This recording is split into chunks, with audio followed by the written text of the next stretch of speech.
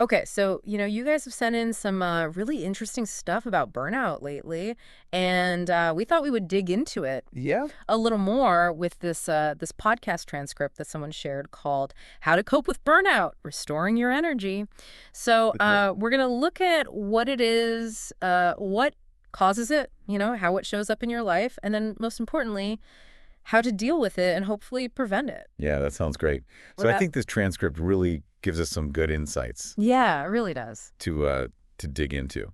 So, the transcript starts off by saying that this is not just, you're tired. Right. It's more than that. Yeah, it's more than And it's a real it's thing. just being tired. Yeah, it is. The World Health Organization, the WHO, Right. they classify it as an occupational phenomenon Mm-hmm. that comes from this chronic workplace stress that's unmanaged. Right. And it's interesting because the transcript goes on to say that while the WHO, focuses on work, that it can actually, you know, uh, be in any area of your life where you're just constantly giving and giving and giving and not getting anything back. Yeah, I mean, think about it. You could have burnout Yeah. from, taking care of children Yeah. or aging parents. Yeah. Anything where you're Good. constantly putting out energy without getting Yeah. enough back. And the transcript breaks it down into these three sort of like interconnected components. You have emotional exhaustion, you're just like drained, you can't cope, mental exhaustion, which is, where you're just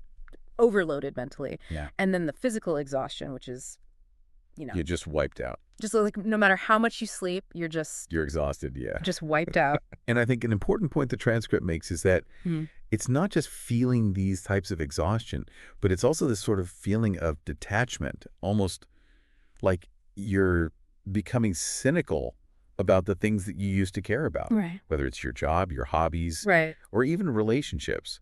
And I think that kind of goes hand in hand with this feeling of like reduced personal accomplishment. Right. Like you're not really achieving anything meaningful. Things like, what's the point? Yeah, what's the point?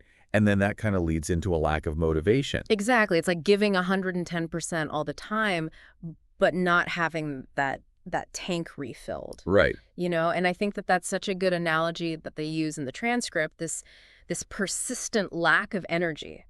It leads to that depletion Yeah. and that sense of I'm not getting anywhere. Yeah. So that's kind of what it is. I think we have a good picture of what it is. Right. What causes it? Yeah, Yeah. why does it happen?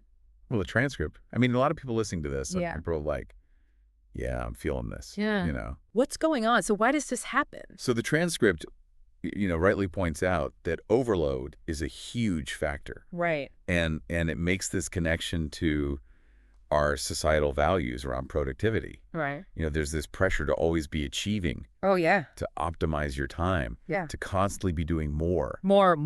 And that can create a really, fertile ground for burnout to take root. Yeah, it's like you're on this treadmill. And it's interesting, there's been some research that shows that this drive to constantly be productive is often fueled by a fear of being seen as lazy or unproductive, Oh, wow. even when you're working really hard. Oh, interesting. So there's this internal pressure Right. on top of external pressure Yeah. that's really driving this. Yeah, so it's not even just the work, it's the feeling that you have to be doing the work Right. all the time, right? And the transcript goes on to say that it's not just the amount of work, it's the conditions Yeah. under which you're doing the work. Yeah. So a big factor is this perceived lack of control. Mhm. If you feel like you have no control over your tasks or your schedule or your work environment, that's really stressful. Oh, absolutely. And then there's the lack of support, whether it's from colleagues or supervisors Yeah. or even friends and family Yeah. in your personal life if you don't have people Yeah. to kind of help you Ah. deal with these demands that contributes to burnout. And then, of course, the old, work-life balance. At the classics. That's always a big one. And When the boundaries get blurred. it's so hard these days, Yeah. When you're working from home and all that, it's like, It's hard to separate. when do I stop working, Yeah. When does my life begin? And does life begin? And then, unrealistic expectations, I think, is a huge one, Huge. Yeah. And those can be self-imposed. Like you're trying to be perfect all the time. Right. Always trying to reach Yeah. this unattainable level of perfection. Yeah. Or it can be from work or society, like these External pressures. Yeah. expectations to be a certain way or look a certain way or behave a certain way. achieve a certain thing, and it's just It's impossible to constantly like, meet those standards. yeah. So how does this show up How do we action? in our lives? Like, how do we know Yeah. What are the signs? that this is happening to us? Well, the transcript lists several. Yeah.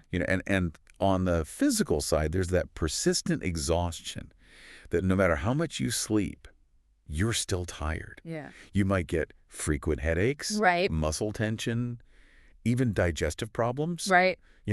things that are all related. Just stress. Yeah. Yeah. And then mentally, Mentally. that brain fog, Oh, yeah. feeling like you can't concentrate, you can't make decisions, Yeah. creativity goes down. Yeah. It's like your brain just isn't working. Yeah. It's just like fried, and then emotionally, this is where the detachment comes in and the irritability. You might be snapping at people more easily, feeling numb, or just not enjoying things that you used to enjoy. Yeah. You know. And I think the transcript makes a good point that the way burnout shows up can be really different for different people. Right. For some people, it's a slow, gradual buildup of frustration Yeah. and exhaustion. Yeah. And then for other people, it's more like a sudden crash. Like they just hit a wall. Yeah, like I can't do this I can't do it anymore. Yeah. Yeah, and it's not something you can just snap out of. Right. You can't just like Power through it. power through it. Yeah. It really requires a change, A real effort towards a reevaluation of your God. life and your, how you're managing your energy. how you're spending your energy and how you're, managing those demands. So how do we cope? Yeah. How do we actually start to fix this? So the transcript gives us a bunch of strategies. Yeah. And the first one is recognizing those early signs and setting boundaries. Right. That self-awareness is so important. Yeah. You have to tune in to those feelings of depletion and the irritability, Yeah. the emotional distance, Yeah. and recognize that's a sign that something needs to change. It's a sign. Yeah. Yeah. And the boundaries, are huge. Yeah. Learning to say no. Learning to say no. Whether it's, more tasks at work or, social commitments. Right. If you're just feeling overwhelmed, and separating work life from personal life is so important, and And the transcript stresses the importance of taking breaks and getting rest. oh, yeah. Which sounds obvious. Right.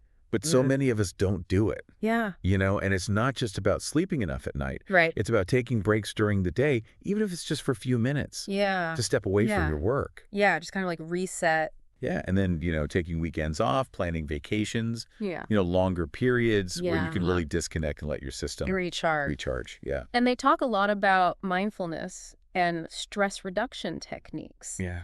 Which, I think a lot of people are familiar with these days, meditation, deep breathing, even just focusing on the present moment, Right.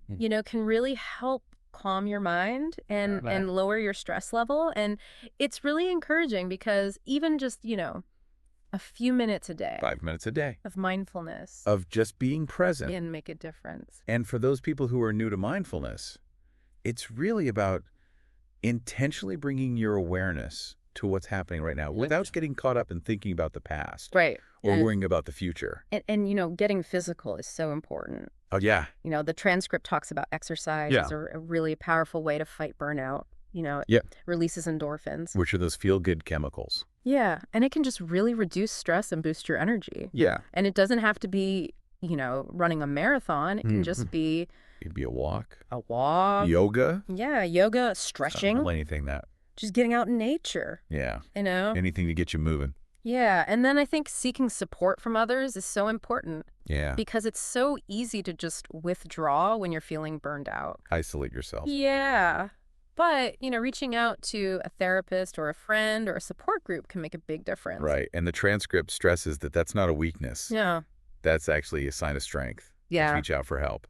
And then, taking some time to reassess your priorities and goals. I think that's something that a lot of people We don't do enough. don't do enough of. And, burnout can be a sign that something's not working. Yeah. And it's time to kind of step back and say, What's really important to me? yeah, And how can I am I living my life align my life with that? according to those values? Yeah. So So it doesn't all So that's getting out of the burnout. Right. But what about not getting there in the first place? Yeah, how do we prevent this from Yeah. happening? Yeah. So what does the transcript say about that?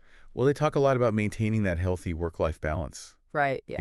and really sticking to taking time off, Yeah. not overcommitting yourself, Yeah. you know, Having those boundaries. having those boundaries Yeah. and really making them a part of your Lifestyle. lifestyle, not just something you do every once in a while. Yeah. And then having healthy coping mechanisms for stress. Yeah. Things like journaling or, creative hobbies, things that Right. help you manage your stress. Get it out. Get it out. Yeah. Yeah. And then, of course, self-care, Yes. eating well, Yeah. sleeping enough, Yeah. exercising. Yeah.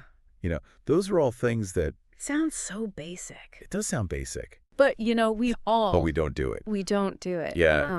And the transcript also suggests that you regularly review your workload. Yeah. Make sure you're not overloaded. Yeah, like, am I doing too much? Am I taking on too much? Yeah. And I think the big takeaway is that burnout is not a personal failure. Right. It's a sign that something needs to change, Yeah. and that by making those changes, you can prevent it Yeah. from happening again. So this deep dive Yeah. into this transcript, how to cope with burnout, restoring your energy. It's a common problem, Yeah. but it's manageable. Yeah. It's definitely manageable. You can recover from it, You can recover. You have to be aware of those signs. Yeah. Set those boundaries. Boundaries. Take breaks. Self-care. Those Reach out for support. Yeah. And be open to changing things in your life, Absolutely. And I think for you listening, the one small boundary you could put in place Yeah. this week to protect your energy. That would, just help you protect your energy a little bit. Yeah. And then what really recharges you outside of work? What fills your tank? You know what fills your tank? Yeah. And how much are you prioritizing that? Are you making time for that? Yeah, are you making time for it? Yeah. Those are the things that I think can really Make a difference. make a difference. So Yeah. So yeah, thanks for listening. thanks for taking the deep dive with us. Yeah. And we'll catch you next time. See ya. Bye.